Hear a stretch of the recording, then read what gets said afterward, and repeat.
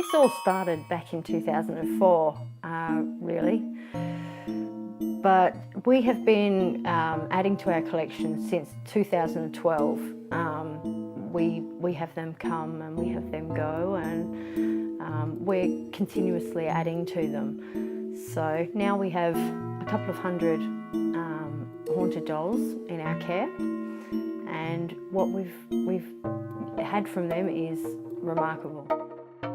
We have added dolls from all different places. We have taken them from investigations, private investigations that we've done, where people have wanted them out of their home. We've purchased some, either online or from other collectors, and we've actually had several given to us where they felt that they would be better off here with us. You know, we encourage these spirits to be who they are. You know, we keep in mind that these are people who had lives, cars, jobs. You know, they were living people, so we try to let them be themselves here. They don't tend to possess the dolls, so to speak. They do attach themselves to them for whatever reason. Maybe they just like the doll, maybe they once owned the doll, maybe it looks like them when they were living. But for whatever reason, they do attach themselves to these dolls, and they don't necessarily live in the doll, but they will stay close by to it as a general rule. Our first doll was Nicole. Nicole is still here. So this is Nicole. Nicole was our first haunted adoption, and Nicole is so special to us. She is where everything started. It started off, I was actually writing for a friend's Facebook page, and we were writing articles about anything spooky, creepy, anything paranormal. And myself and the owner had a discussion one night about what we could do that would be different. And we came up with adopting a haunted doll. We made this agreement that we would look on eBay and we would find ourselves a haunted doll to adopt. And it took me some time to find the right haunted doll to adopt. I went through all their descriptions, and we really wanted to adopt someone into our family that was good with children, good with pets, that would be a good fit for our family. Well, this is Katie, and her doll is 3 years old. And I've been hanging out with Katie for about 5 years. And yeah, I've never really left her alone. I've always bring her with me everywhere I really go. And she's been everywhere. We would have to clean her and put her hair up and dress her in different clothes just to make her look good and decent. And yeah, and she's really heavy, like she feels like a real child, really. We didn't want to adopt something that we thought may become a problem or may become malicious or wasn't going to be good around our family. So when we found Nicole, she was perfect. She was a child. She was 3 years old.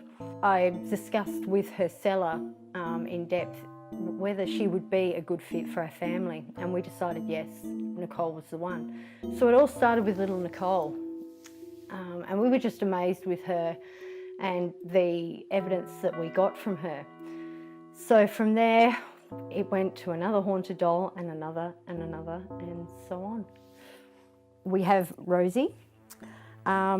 Rosie has actually had a bit of a run-in with another doll, Delta, and Delta decided that in retaliation she was going to behead Rosie's doll. And this happened twice, so now we tend to keep a little bit of distance between those two. Emma and Luna came to us from a special friend in New South Wales, who is also a demonologist. Savannah has been with us for a couple of years now. and she loves to talk to us via electronic devices, and we have had some truly remarkable replies from Savannah. That's Ruthie here.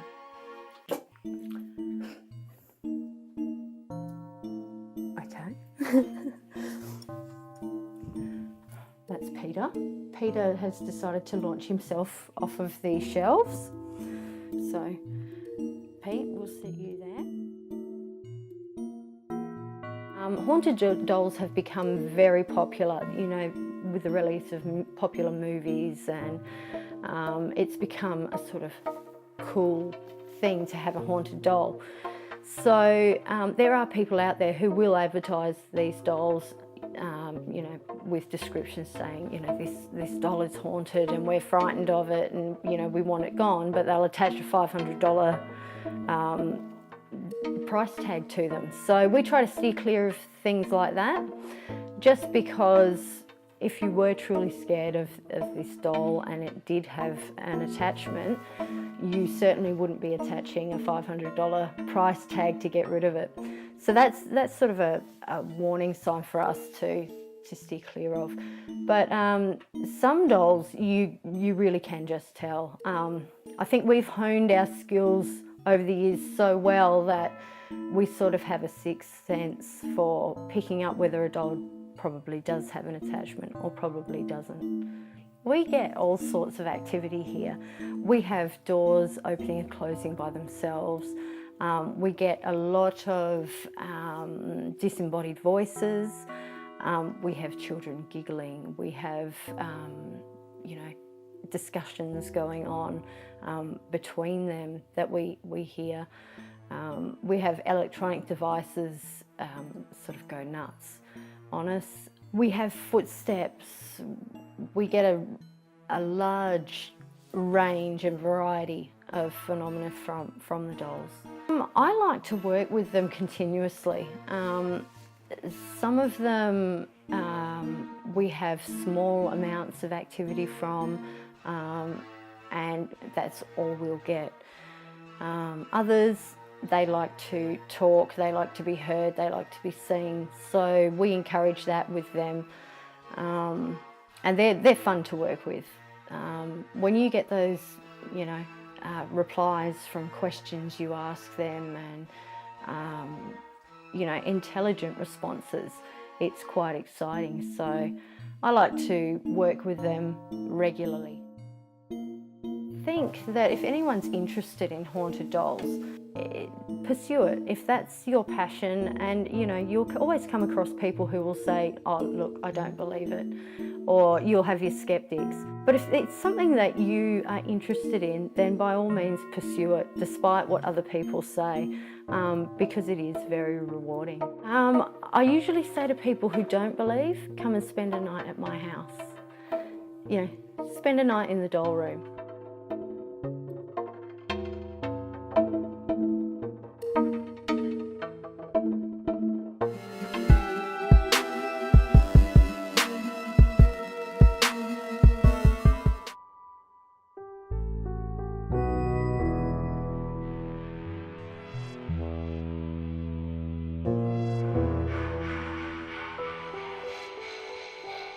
My name is Marjorie Ugle.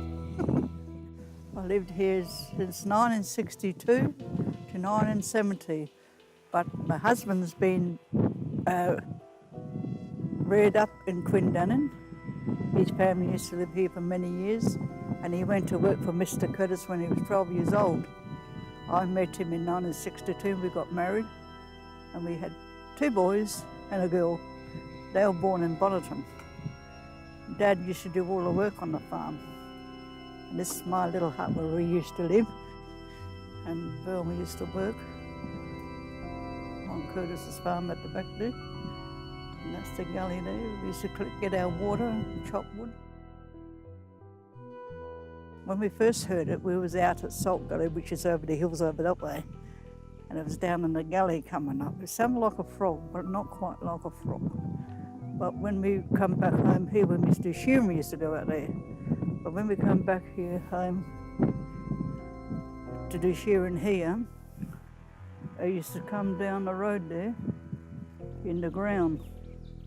Coming down the hill, right down through this ground here, went past my little place here, down in the gully there, and went at the back of the place, and it was shout all night. Dad left a little, well, I had 3 dogs, Stormer, Speedy, and the little border collie. The old girls, they were used to bush noise, but the little one, he wasn't. He got frightened, so I told Dad to bring him inside, but he wouldn't. And they hear it. They knew what it was, and they didn't like it either. It screams all night. I couldn't tell you what it is because I couldn't see it, whatever it was. And it used to keep us awake all night, just screaming its head off. But since it's daytime now, you won't be able to hear it. It used to come down about 5 o'clock. It started making its way from that hill down here. And I don't know what it is. Well, I pretty much I was curious, but Dad was frightened. He wouldn't open the door and let us go out and investigate to see what it was. When we first heard it over at Salt Gully, we pitched a tent up on the hill when it used to shear. And when we was up there and we was sitting down having our tea with a campfire here, we went down the gully and up that way, got closer to the camp, so Dad Burnwell left off the dogs and they rushed her. And when they were gone that way, it doubled back and sat up in the tree and screamed all night, but you couldn't see the darn thing. And it screamed all night. So next day, Burnwell got worried about it, so he went and told the boss that his wife was scared. So we packed up and went down to Kenny's garage and camped in there for the rest of the shearing time. But it's really, really loud. And me and Dad decided to move from here because you couldn't get to sleep. It sounds like a frog, but it wasn't a frog. And we don't know what it was. The dogs knew, and they'd seen it, because we used to let them off the chain, and they chased it. And it used to get away from them, double back and get up in the tree and scream all night long. And it happened every year about winter time. As soon as it started getting dark, about 5 o'clock. We don't know why it was following us, but when we first heard it, it was out of Salt Gully. And it must have attached itself to us for some odd reason, I don't know. No, I didn't hear it ever again when I left. But the old boss on the farm, he heard it, but he couldn't figure out what it was. And we haven't been back since then. No, I don't think I will come back.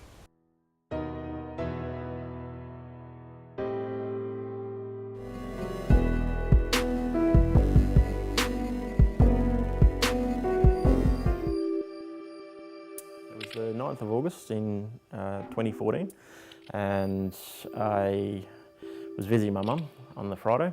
It was about 4 o'clock from memory.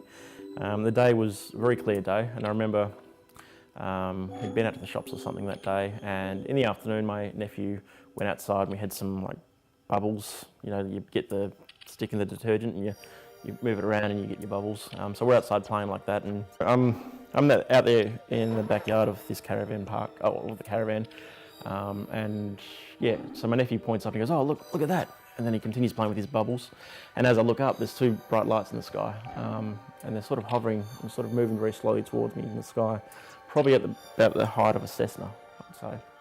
Hard to tell, but yeah, very bright lights, and the sky was very clear, so it was like a perfect day. And I'm looking between these 2 lights and there's no sort of craft or anything, it's just 2 bright lights, and they're slowly moving towards me, and as they're moving towards me I yell out to my brother, you know, "Oi, come look at this," you know, yell out his name, and he's like, you know, "Yeah, what?" And I said, "No, come out," and as I said that, the lights moved from this part of the sky and they went bang, bang, bang, really fast, like in a split second. It was just like impossible for anything that we know of to do that. So, and at the last movement, they just faded out, like 2 spotlights just went and just faded out. And I just was in there in shock. And as that happened, my brother comes out He's like, what? I couldn't speak. I was just like lost for words, but I was in a profound moment of just like, wow, everything I'd heard about this kind of stuff and sightings was just real. And I just witnessed that and I couldn't put it into words. It took me a few minutes to explain what was going on. And then I remember we had a look at the sky and I'm trying to explain to him what I saw, what I'd seen. And we sort of looked up in the sky and there was like this little black aircraft going the opposite direction, very high. Don't know if that was related or not, but that's the only thing he saw as well as me. But yeah, these lights were very bright in the clearest of days, in broad daylight. So, and the way they moved is just like something we've never, well, that's not publicly known. So, it was something amazing. And the thing about that, I didn't realise until recently, was that the day before that happened, I participated in a mass meditation, a worldwide thing online.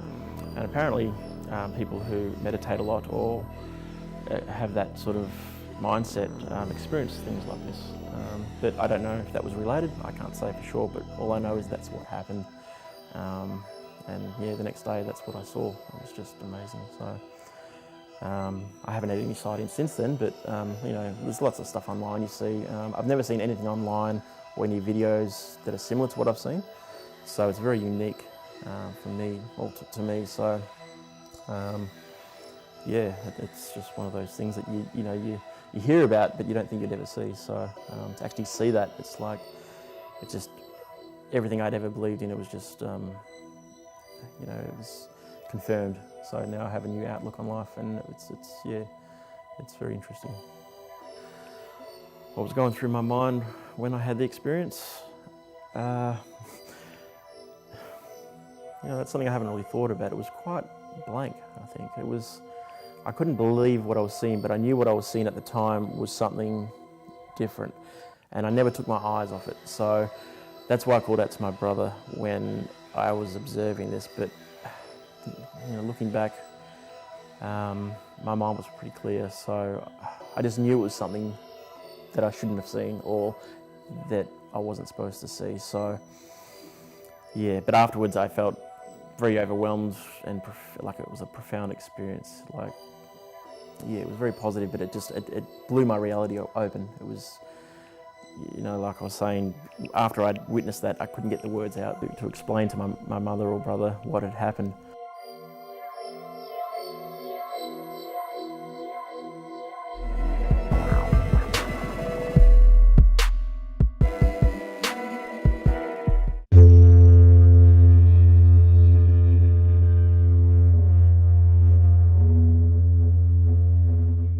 Hello, my name is Gloria Dan and I live in Osselin. I'm a young old woman from the Wurrandi tribe down this way. I'm originally from the wheat belt, and I'm married, I got 5 children, lots of grannies.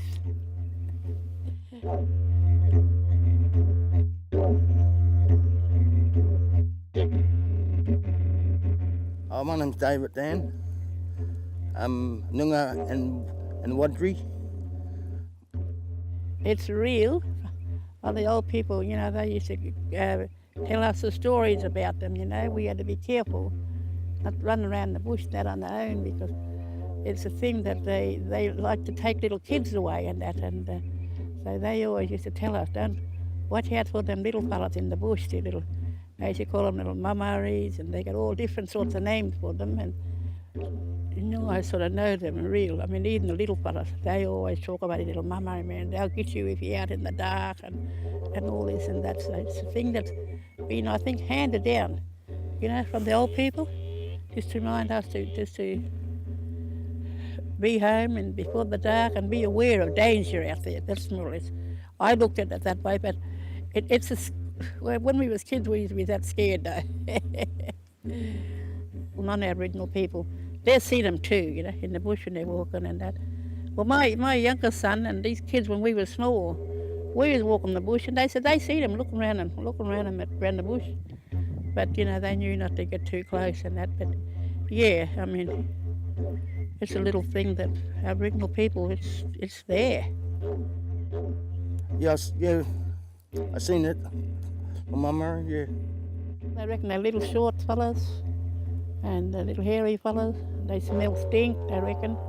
You'll smell them before you see them. And yeah, so. Like every little man and small. A lot of people have seen him, a lot of kids have seen him. And we never used to go outside in the dark because, you know, we were just told not to go there. Was little and young, and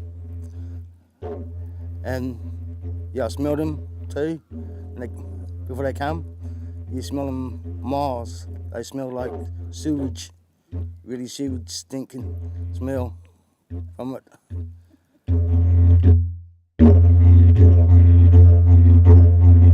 You know, you'd hear them whistling. You'd say, listen, the little fella's whistling now. And we'd get around the fire, we'd be looking around everywhere. And yeah, no, it's a thing that's been handed down. We heard about it when we were little kids, you know. And the oldies made sure they kept us close too, you know. Yeah, they're really small and and they smell. You smell them before they come. You smell it. Best thing you get out of there in the area from it.